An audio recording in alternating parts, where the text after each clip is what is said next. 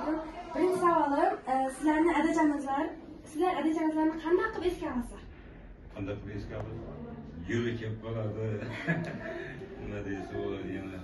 To'lqinlanib ketadi. Eslaganda. Hayajon bilan. Bayramashdim, muzika chaldi, shu vaqtda ham to'lqinlanmaydilar. Qanaqa bo'ldi, o'zgarishlar bo'ldi. Shunaqa. Rahmat. Endi ikkinchi savolim, shu bizlarning Botobay Sadiq babajonimiz sizlarga urush turali esdaliklarni aytib o'tirarmidi? Ko'p gapirib berardi. Shuni bittasini aytib bersangizlar. Aytasiz. Endi Ukrainada bo'lganini gapirgan, mana shu Polshaning poytaxti Varshavami? Keyin Buxarestda bo'lganini, Buxarest bu Ruminiya bo'lishi kerak. Germaniyani Berlinda bo'lgan. Shularni gapirib bergan. Qaysi shaharlarda qanday urushlar bo'lganida kurashlar bo'lishi. Shu endi qanaqa nimadir lahzalarni eslamayman, mana aytib bergan, biroq esimda turmaganda. Rahmat. Sizlarni adajonizlar Botobay Sadiqovning shu qahramonligi hozirgi yoshlarga qanaqa tarafidan ulgu bo'ladi deb o'ylaysizlar?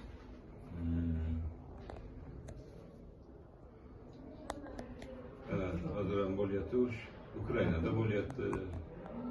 Shu qattiq urushlar bo'ladi. Odamlar qirilyapti, ko'p qochish bo'lyapti. Shunaqa urush bo'lmasin. Biroq yoshlar ana shunaqa ham baribir tarbiyalanishi kerak-da, chiniqishi kerak-da. Kim biladi? Tushunmaysan. Vatan uchun hamma narsaga tayyor turish kerak demoqchilar. Hozirgi yoshlarimiz vatanimizni qo'riqlash uchun qattiq tayyor turishni. Derslarda ham bu ko'p aytiladi o'quvchilar. Vatanparvarlik ruhida tarbiya singdirish bo'limi bor, shunda juda ko'p aytiladi. Juda ko'p o'quvchilar shu narsa nasihat qilinadi. Ana shu mahallarda dadamiz Botobay dadamizni bosib o'tgan izini faxr bilan yetishib, o'quvchilarga namuna ko'rsatiladi ko'p darslarda, tarbiya soatlarida. Shunday botir bo'lishga chaqiriladi o'quvchilarni. Yurtimiz tinch bo'lsin, bolalarimizni ko'rishmasin, unaqa ko'rishmasin, bolalar ko'rmasin. Dadamning so'zi bor, bir nemis bilan yuzma-yuz kelganda shunaqa qo'rqib ketganman deb, begona chehra, begona yuzda, begona joyda o'sib ungan inson bilan yuzlashganda birinchi ko'rganda qo'rqib ketganman deb dadam o'zi ham aytgan bo'ladi. Oldimdan shunaqa chiqdi deb. Yurtinch bo'lsin. Endi bu maktab bo'lsin, xalqimiz bo'lsin, bizlarga bir yaxshi narsa, bir sportdan bo'lsin, motivatsiya kerak-da. Maktab tomonidan ham, o'qituvchilar tomonidan bu tepa bo'lsa, tepadan shu odamlarni qayerga sportga yo'llayman. Shu bolalar chiniqishi kerak-da. Ertaga kuni armiyaga borib tayyor bo'lish kerak. Hozir armiyaga bormagan boshqa 80%. Bizlar endi bordik, bizlar Germaniyada xizmat qildik. Endi bu bolalarga bayani o'qituvchilar tomonidan da bitta grantga ketdi, ko'pchilik oldi chiqazin vaqtsa, ana bolalar ham shunga qiziqadimi?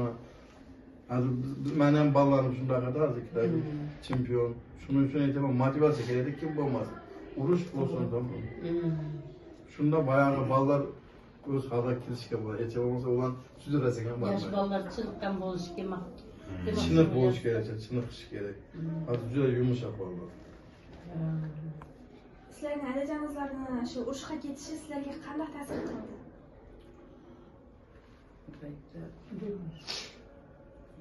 Urushga ketishgan kishilarni bilmaymiz-ku.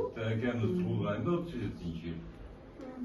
Undan keyingi egachimiz apayimiz 45-yil tug'ilgan. Urush 8 yil bo'lganda adamiz urushda masalan 37-yildan keyin 2 yil yana xizmatda bo'lgan.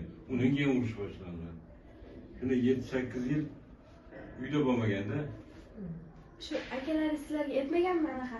Shu adam urushga ketayotganda menda shunaqa narsa o'tgan, Kichkina go'dakli bo'lgan. 37-yil 3 yashar bo'lgan. 3 yashar go'dakli bo'lgan. Hech narsa bilmagandim. Urush qiyin bo'ldi, urush qiyin bo'ldi. Siz urushdan keyin tug'ilgansiz.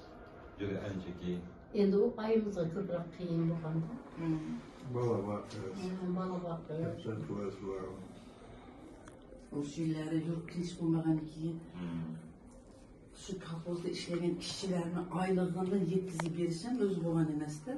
Ishlagan ishchilar o'zini bugungi yeb ichariga yarasha, mehnatga yarasha, oziq ovqatga yarasha narsa topib kelsa, shunga xursand bo'lishganda, endi eshitishimiz bo'yicha-da. Biz ko'rmaganmiz, ko'rmaydik unaqa kun. Eshitishimiz bo'yicha bugungi dalaga chiqib ishlab kelganiga yarasha bergan doni bugungi ovqatiga yetgan ekanda. Bir chiqmasang bo'ldi, och qolding hisobda. G'amlab qo'yilgan narsa yo'q. Ana shu urush vaqtida yigitlar hammasi, dadalarimiz, bobolarimiz urushda xizmat ko'rsatishgan bo'lsa, urush ortida qolgan opalarimiz, mamalarimiz, onalar hammasi bola chaqani uy joyini tebratish vaqt shularni zimmasida bo'lgan.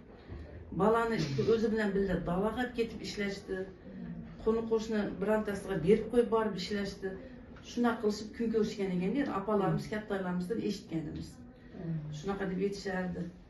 Shu vaqtda endi mana Qiyin bo'lganda. Selsavitda ishlaganlar, boshqa yerda ishlaganlar 4-sinfni bitirsa, u o'sha bizdan boyagi 11-chi bitirgandekda. Boyagi raislik ham qilgan, ish shotini ham olgan, buxgalteriyasiga endi xalqni shunchalik bo'lganki, xalq boya bu qanday yeyishga nimasi pul bergan emas. Pul yo'q. Kunini hisoblaganda shu kuniga ovqat bergan. Bir mehnatda bir kunlik ovqat yeganda. Ikkita charpak solib berganmi qo'liga, u ham bo'lmagan. U raislar ham birinchi kelganda Mankatdan kelishgan ekan. 4-sinfdan. Chunki o'zimizda chiqib mana Ahmad aka selsavitlar. Keyin 4-sinf 30 yil selsavitda ishladi. Sehrada bu. Motivatsiya kuchli bo'lyapti ularni, masalan, bolalarni og'ir mehnatga bo'lsin, boshqa narsaga bo'lsin. Hamma narsaga 6-7-sinfni bitirgan yigit bolalarni qomatiga qarab bu eplay biladim deb men adamdan traktorga qo'shib qo'ygan. Kolxoz traktorni haydashga. Voyaga yetgan yigit yo'q-da, hamma urushga ketgan. 6-7-sinf bitirgan o'quvchi yoshidagi bolaga katta traktorni berib, kolxoz traktoriga ishongan shuni. 1 oy, 2 oy shu garajda xizmat qildirib, hamma zapchastlarni tushuntirib tanishtirar ekanda, keyin ishga ketaverar ekan. Shunaqa bo'lgan. Ana shu mahal bilan aytmoqchi edim. Bir agar bir arxivlarda shu burungi zamonlar odamlarning yozuvini ko'rish kerakda, bolalarga ko'rsatish kerak. Men o'zim hozir ham mana 70 ga kirgan bo'lsam, mana ularga yozib olganman-da. Ben 4-sinfda. Endi yozuvini ko'rib hech bu suratchamda yozamaydi-da. Mana biz bilmayman shu vaqtda shunchalik yozuvga berilganmi?